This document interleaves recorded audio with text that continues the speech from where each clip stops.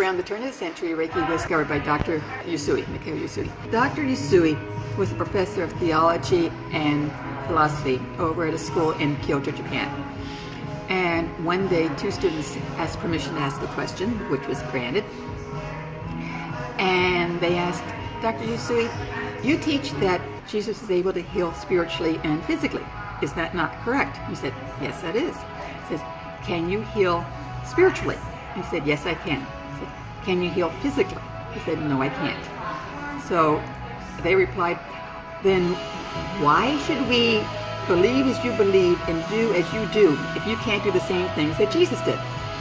So with that in mind, he took a leave of absence from the teaching position and he set out to find the keys to learning how to heal physically. So first he went over to the United States, and he just thought that he stayed somewhere in Indiana. And he wrote letters to all the various religious houses asking if they knew how to heal physically. And they kept getting responses that no, they did not know how to heal physically. So he was in the United States for about 7 years. After that time, he was thinking, well, you know, the Buddha was also able to heal physically. Maybe it's found in the sutras. So he went back to Japan. In Japan, every temple or monastery is an entity unto itself. When he got to the 40th monastery, he got his first ray of hope, because they said, we used to be able to heal physically, but we spent so much time trying to heal spiritually, we have forgotten how to heal physically. So he asked permission to study in their library, which was given. And while he's studying, some sutras come in that were written in Chinese, and he was asked to translate them into Japanese. So first he had to learn Chinese, and then he had to do the translating. So he's getting close. And now he's thinking, maybe if I read the original, read the sutras in the original Sanskrit. So he has to learn Sanskrit. Then he's reading the sutras. He says, I'm really close, not quite. So he decides, he and the head monk decide what he's going to do is go to the holy mountain in Japan, Mount Furuyama, and there he's going to meditate. He's either meditating for 14 days, 28, 21 days.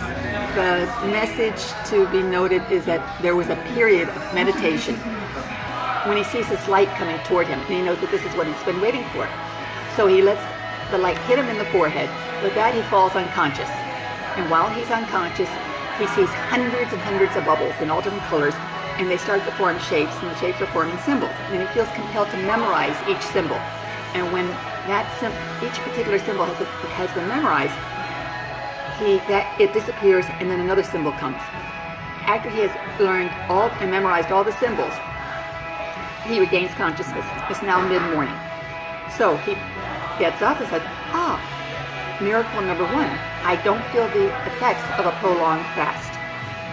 So he starts going down the mountaintop, stubs his toe, rips the nail from the toe, it's bleeding. He puts the nail back on the toe, and the bleeding stops.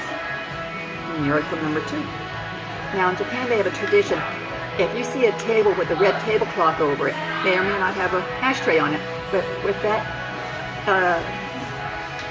indication of the table with the tablecloth, if you go down that path, you'll find someone to give you some sort of food or meal because you've been on the mountain for a while.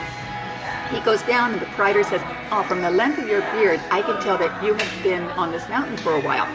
Let me prepare some gruel for you, which is like a watery porridge.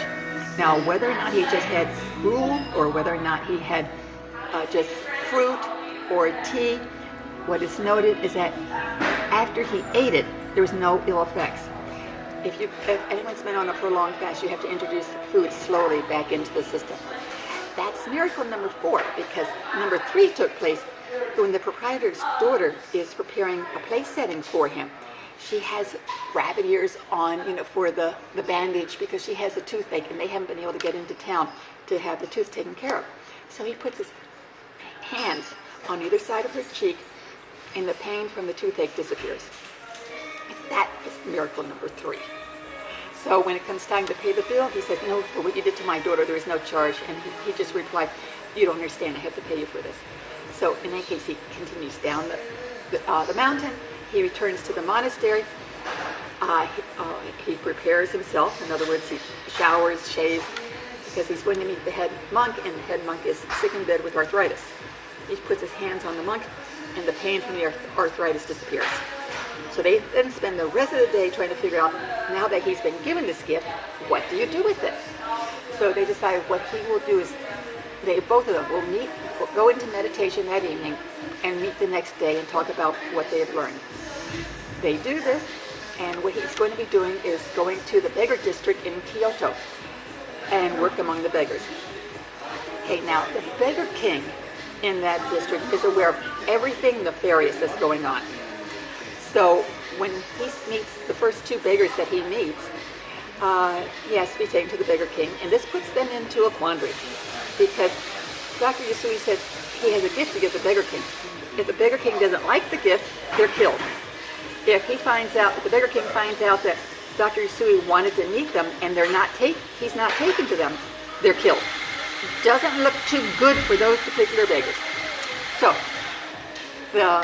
he's meeting the beggar king, and he tells the beggar king what he wants to do. He wants to work among the beggars and use this healing energy to help everybody.